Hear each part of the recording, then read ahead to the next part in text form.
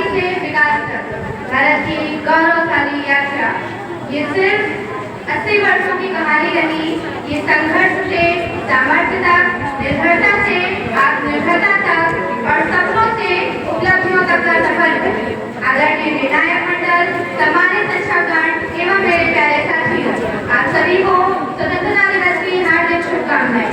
इस अवसर पर कुछ भी कहने से पहले सीमित संसाधनों में लड़ी गई आजादी की जंग और उस जंग में हंसते हंसते अपने प्राणों की आहुति देने वाले बलिदानियों को सत नमन। दोस्तों, 1947 में भारत आजाद हुआ था।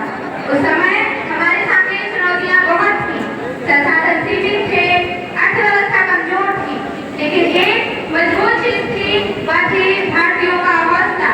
और इसी हौसले ने धीरे धीरे एक नए भारत की नींव रखी। हमने कृषि में प्रगति की, विज्ञान और तकनीक के क्षेत्र में आगे बढ़े, शिक्षा का विस्तार किया और दुनिया के सामने अपनी एक अलग पहचान बनाई। और अगर आज के भारत को देखना है तो हमारी अंतरिक्ष यात्रा इसका सबसे शानदार उदाहरण है। जिस भारत ने कभी सीमित संसाधनों के साथ अपनी अंतरिक्ष यात्रा शुरू की थी, आज वही भारत चंद्रमा की सतह पर चंद्रयान 3 के जरिए सफल सॉफ्ट लैंडिंग कर चुका है।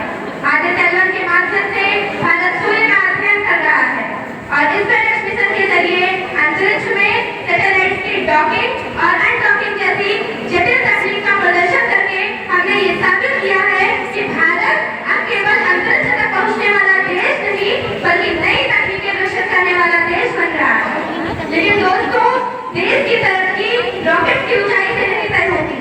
देश की तरक्की तय होती है उसके नागरिकों के सोच से।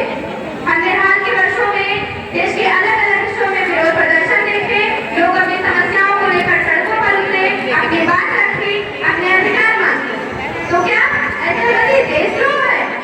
नहीं, ऐसा गति लोकतंत्र की कमजोरी रही, उसके जीवित होने का प्रमाण है।